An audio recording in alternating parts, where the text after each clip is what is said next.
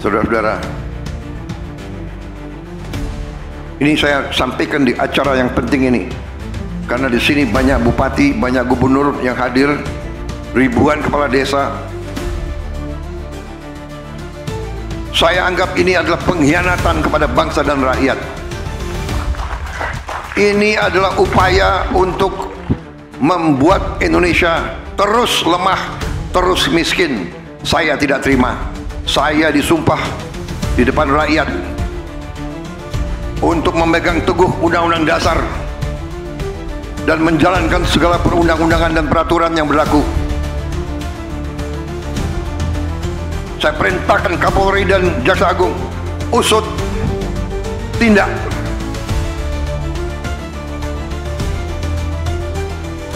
Kalau mereka kembalikan 100 triliun itu oke. Kalau tidak, kita sita itu penggiling-penggiling padi yang brengsek gitu.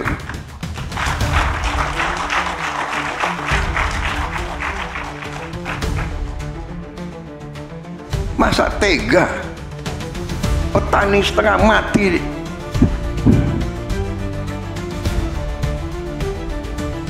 rakyat kita masih banyak susah. Ada yang mau cari keuntungan di atas penderitaan rakyat. Itu namanya adalah mengisep darahnya rakyat. Itu adalah menurut saya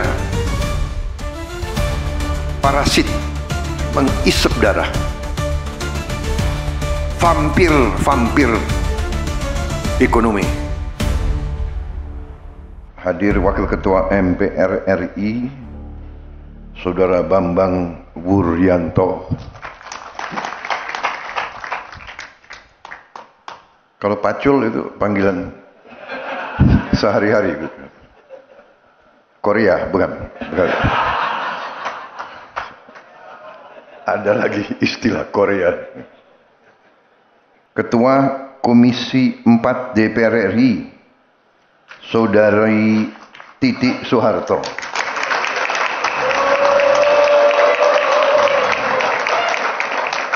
Ada apa ini?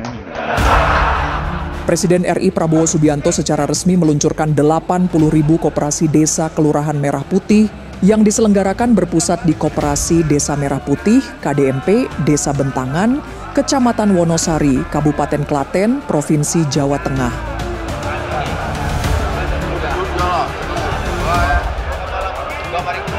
Selamat datang kepada yang terhormat Presiden Republik Indonesia, Bapak Prabowo Subianto di Desa Bentangan, Kecamatan Wonosari, Kabupaten Klaten, Jawa Tengah. Jadi saudara-saudara, hari ini adalah memang.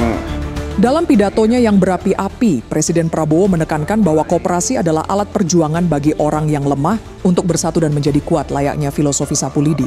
Usaha Gerakan massal ini yang berlandaskan semangat gotong royong bertujuan untuk mewujudkan kemerdekaan ekonomi yang sejati di mana kemakmuran bangsa dirasakan hingga ke seluruh pelosok desa. Adalah konsep orang yang lemah. Konsep koperasi adalah konsep untuk mereka yang lemah. Yang kuat tidak mau berurusan dengan koperasi.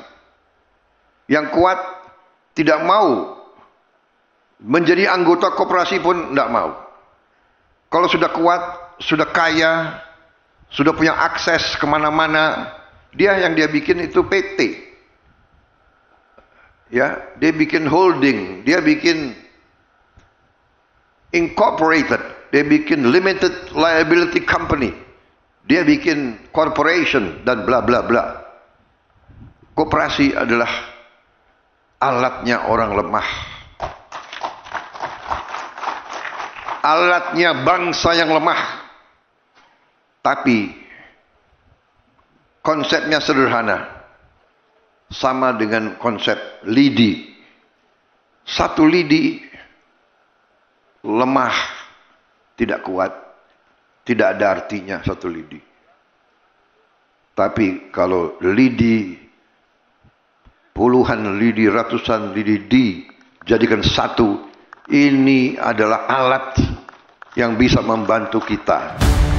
Menurut Presiden Prabowo, kemerdekaan sejati bukan hanya tentang simbol negara, tetapi kemampuan sebuah bangsa untuk memberi makan dan menyejahterakan seluruh rakyatnya. Dan koperasi di setiap desa ini akan menjadi ujung tombak untuk memotong rantai distribusi yang panjang, menstabilkan harga, dan membangun kekuatan ekonomi dari tingkat paling dasar.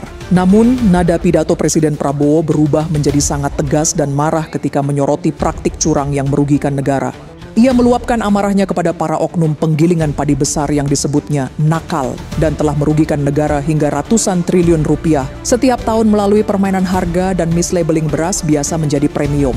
Presiden Prabowo menyebut tindakan ini sebagai pengkhianatan dan sabotase ekonomi yang dilakukan oleh vampir-vampir ekonomi dengan mazhab serakahnomics. Dan dengan mengacu pada pasal 33 UUD 45, Presiden Prabowo secara lantang mengancam tidak akan segan untuk menyita aset penggilingan padi yang terbukti curang dan menyerahkannya kepada koperasi untuk dikelola demi kepentingan rakyat. Ada yang bandel-bandel, ya. Ada yang bandel-bandel, tapi kita tertibkan. Kita tertibkan. Kita tertibkan dengan apa? Kita tertibkan dengan Undang-Undang Dasar 1945, khususnya pasal 33. Jadi saudara-saudara, waktu saya dapat laporan ada penggiling-penggiling padi yang nakal-nakal. Yang aneh, penggilingan padi yang besar yang paling nakal. Oh begitu. Lo mentang-mentang besar lo kira pemerintah Indonesia nggak punya gigi.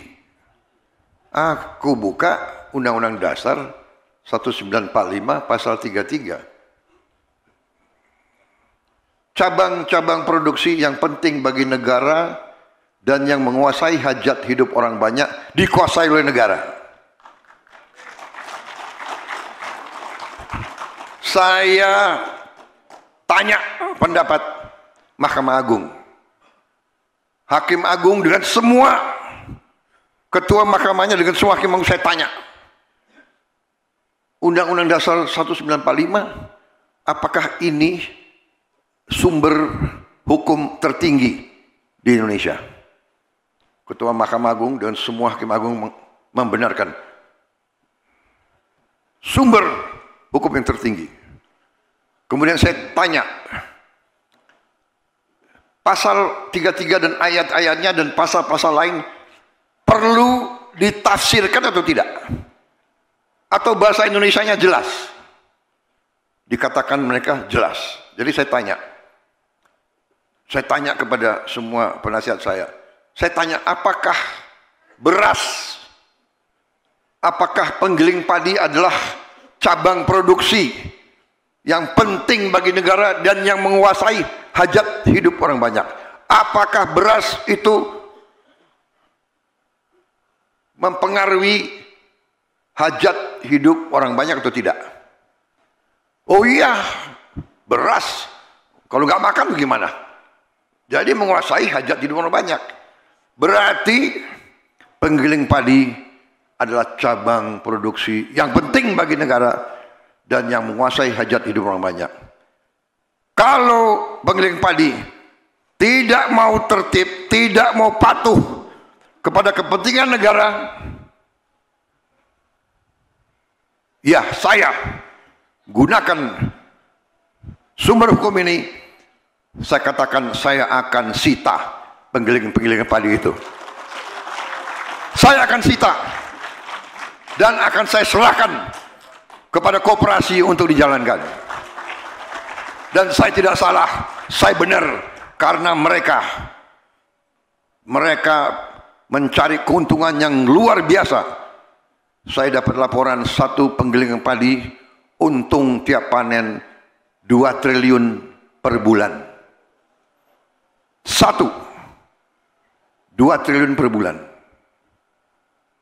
Sudah kita terpikirkan, begitu saya keluarkan niat ini, harga langsung naik lagi. Mereka langsung beli 6.500.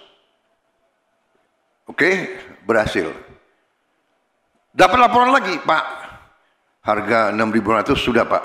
Harga dasar. Tapi jualnya permainan lagi.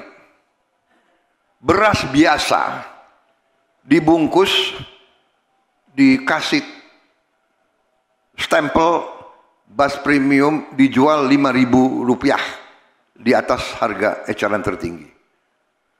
Saudara-saudara, ini kan penipuan. Ini adalah pidana. Saya minta Jaksa Agung sama Kapolri usut dan tindak. Ini pidana. Dan saya dapat laporan kerugian yang dialami oleh ekonomi Indonesia, kerugian oleh bangsa Indonesia, kerugian oleh rakyat Indonesia adalah 100 triliun tiap tahun. Menteri Keuangan, kita setengah mati cari uang. Setengah mati. Pajak inilah, biaya cukai inilah dan sebagainya. Ini 100 triliun kita rugi tiap tahun. Dinikmati oleh hanya 4-5 kelompok usaha. Saudara-saudara, ini saya sampaikan di acara yang penting ini. Karena di sini banyak bupati, banyak gubernur yang hadir, ribuan kepala desa. Saya anggap ini adalah pengkhianatan kepada bangsa dan rakyat. Ini adalah upaya untuk membuat Indonesia terus lemah, terus miskin. Saya tidak terima. Saya disumpah di depan rakyat untuk memegang teguh Undang-Undang Dasar dan menjalankan segala perundang-undangan dan peraturan yang berlaku. Saya perintahkan Kapolri dan Jaksa Agung usut, tindak.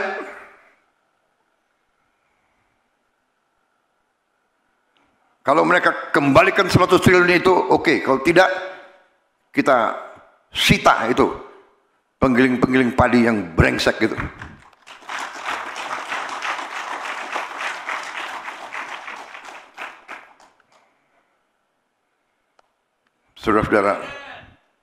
Saudara-saudara, saya dari kota Solo ke sini, rakyat di pinggir jalan, anak-anak sekolah,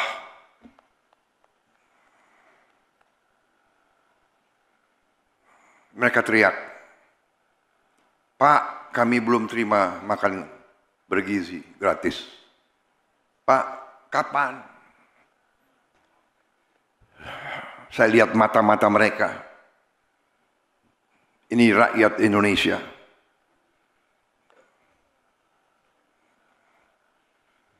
Saya tidak tega. Baru hari ini 6,7 juta yang dapat makan bergizi. Anak-anak teriak. Kita nggak mampu memberi lebih cepat. Karena ada peraturan, ada ketentuan dan sebagainya. Tapi insya Allah akhir tahun ini seluruh anak-anak Indonesia bisa dapat makan bergizi. Tapi yang ingin saya sampaikan adalah pengusaha-pengusaha yang serakah. Kita perlu pengusaha. Saya pengusaha sebelum saya masuk politik. Tapi ini sudah bukan pengusaha yang benar. Ini bukan bisnis. Ini bukan entrepreneurship. Ini adalah keserakahan. Ini adalah serakah.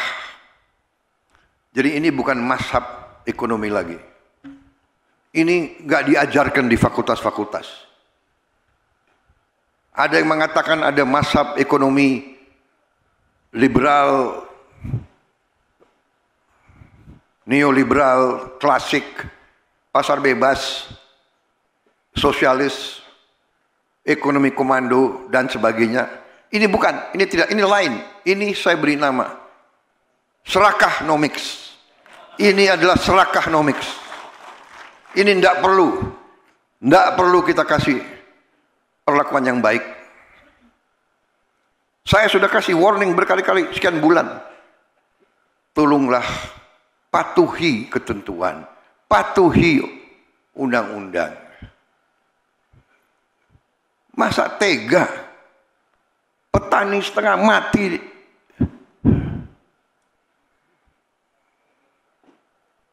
Rakyat kita masih banyak susah. Ada yang mau cari keuntungan di atas penderitaan rakyat. Itu namanya adalah mengisep darahnya rakyat. Itu adalah menurut saya parasit, mengisep darah. Vampir ekonomi. Jadi saudara-saudara, bisa bayangkan nggak kalau kita tertibkan ini, kita punya 100 triliun tiap tahun, 5 tahun kita punya 1000 triliun. Ya, Menteri Keuangan, kita perbaiki sekolah, kita hanya mampu memperbaiki 11.000 sekolah tahun ini. Anggarannya 19 triliun. 19 triliun. Kalau saya punya 100 triliun tiap tahun, berarti kita bisa perbaiki 100.000 sekolah. Kita punya 330.000 sekolah. Dalam 3,5 tahun kita akan perbaiki semua sekolah di seluruh Indonesia. Bayangkan saudara, ini yang saya anggap sabotase ekonomi Indonesia. Menikam rakyat dari belakang. Dan ini kita harus hentikan. Jaksa Agung dan Kapolri, saya yakin saudara setia kepada bangsa dan rakyat Indonesia. Saya yakin kau setia kepada kedaulatan bangsa Indonesia. Usut tindak.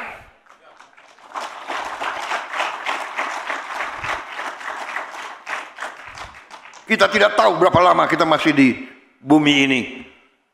Bisa sewaktu-waktu kita dipanggil Yang Maha Kuasa. Lebih baik sebelum dipanggil, kita membela kebenaran dan keadilan. Kita bela rakyat kita.